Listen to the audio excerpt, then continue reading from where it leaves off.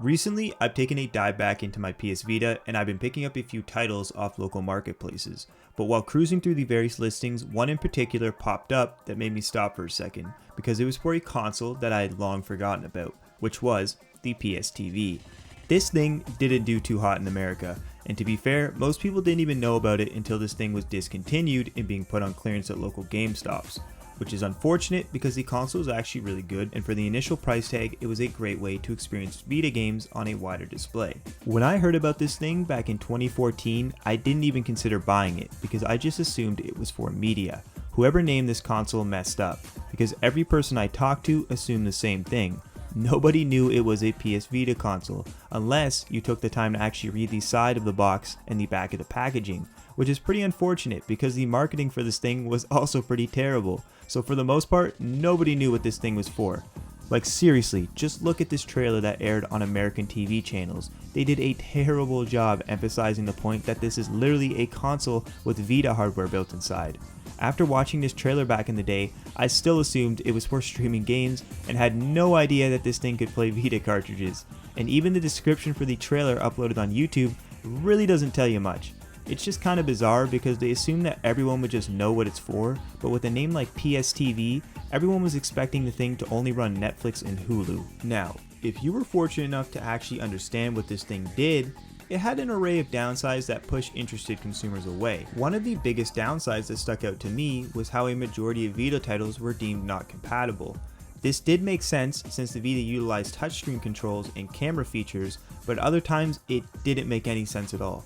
Like, why were you unable to play PlayStation All-Stars? It's not graphically demanding, and there's no component of that game that requires you to use anything other than just a basic PS3 controller. And this was just one downside. Other ones included a severe input delay when streaming to the device from a PS4, and just an abundance of compatibility issues that prevented users from connecting controllers, devices, or just being unable to use certain applications. Thus, it became clear that upon the initial launch for the PSTV, a majority of people didn't like the thing. It was only once a few years had passed and Sony fixed up some of these software issues were people actually willing to begin recommending the device. But it's around 2018 to 2019 when demand would surge for this thing because of the modding community. Turns out this thing is great for emulation and handles most of what you can throw at it. So to have such a tiny device that is capable of playing your PS1, PS2, PS3, PS4, and PS Vita games, along with an unlimited amount of emulation, meant that people had finally turned their head on it. And well, my head was also turned, but the other way, because my god did this thing become expensive. Just taking a quick peek through eBay listings is painful. It's hard to believe that at one point in time this system was practically being given away, and now people are willing to pay upwards of $350 for a sealed copy of it. So if you're watching this video and thinking about buying one, I would still advise you to remain sort of cautious about buying heavily used systems because there are little to no resources online for fixing these things. So if you're unlucky and you receive a faulty PSTV, you're going to be in for a hard time.